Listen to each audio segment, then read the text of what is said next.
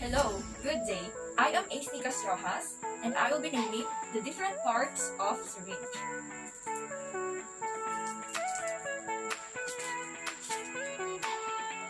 This is now our syringe.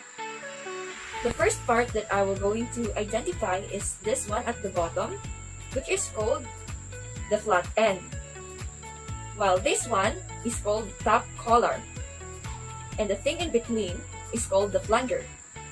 It is the one being pulled when we are aspirating a certain solution. And always remember to avoid touching this area that is called the plunger to avoid cross-contamination. Going now here to this base, this is called the barrel. And as you can see, there are lines and also numbers that is written here, which indicates the amount of ml the solution that this syringe has. And these marks are called the calibration marks. Okay. So as you can see, there is a black thing inside that is called the plunger piston, which is connected at the very end of the plunger. It separates the liquid solution from the plunger. Okay, so as you can notice, this one, the very end of the syringe, this is called the lower lock, which secures the needle when it is being connected to the syringe. So going now to the needle, let us. The blue one is called the hub, while the opening is called the hub opening, which is connected to the syringe. So going now to the needle, let me remove this first. This is now our needle. The parts of the needle, which is the long one, is called the shaft. That is called the shaft. While the sharpest thing at the very end of the needle is called the bevel. It is the thing that makes penetrating on the skin easier and faster. So lastly, this is called the needle cap. So that's it for the parts of the needle. Now, I will be performing the proper handling of the syringe.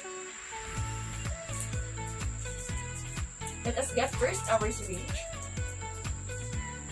So always remember that the needle and the syringe are both sterile when they come out of the plastic.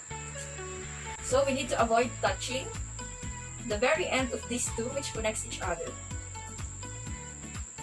So first, when using the syringe, of course, the first thing that we will do is to remove the cap.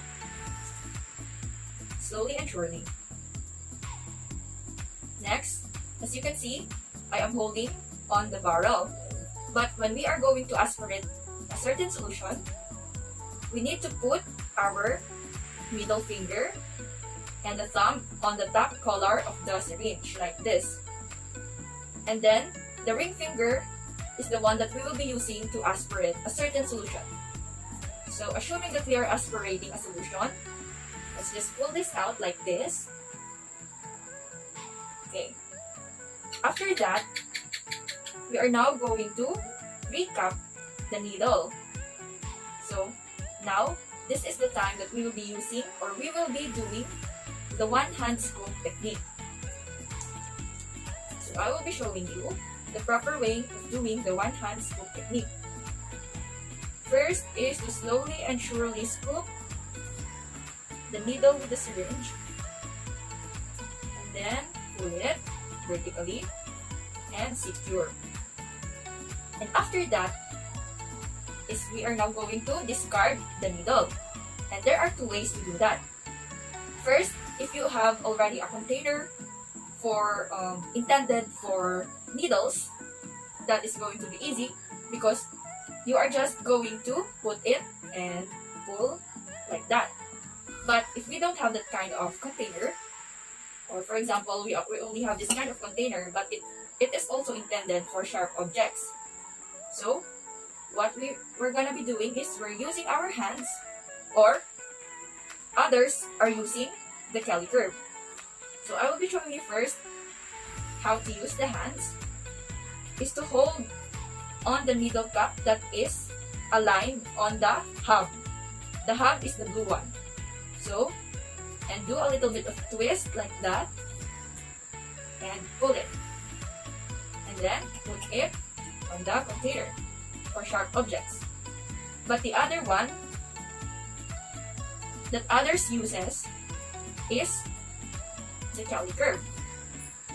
It is a more safe and secure way to do. So, you only have to clip it also on the needle cap that is aligned on the hub, and then twist it, and there you go. And then discard it on the container for sharp objects. And then there you have it. So I am now done performing the proper handling of the syringe. Thank you so much.